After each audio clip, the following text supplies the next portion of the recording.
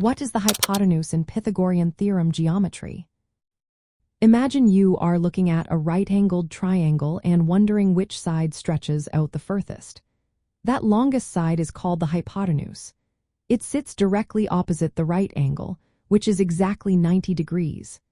When you see a triangle with a square corner, the hypotenuse is the side that stretches across from one leg to the other, not touching the right angle. In the world of geometry, especially when applying the Pythagorean theorem, the hypotenuse plays a key role. The theorem tells us that the square of the hypotenuse's length equals the sum of the squares of the other two sides, which are called the legs.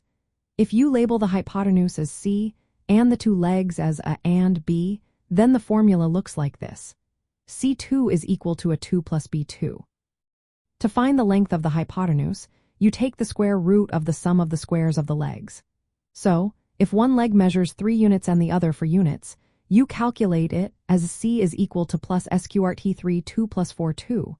That means C is equal to plus SQRT 9 plus 16, which simplifies to plus SQRT 25, giving you a hypotenuse of 5 units. This concept is super useful in many real-world situations.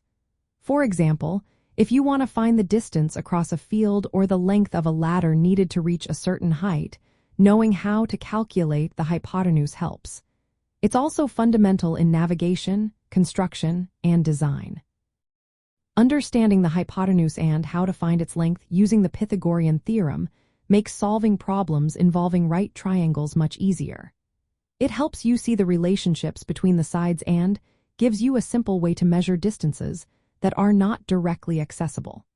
So remember, the hypotenuse is always the longest side, and calculating it involves taking the square root of the sum of the squares of the other two sides.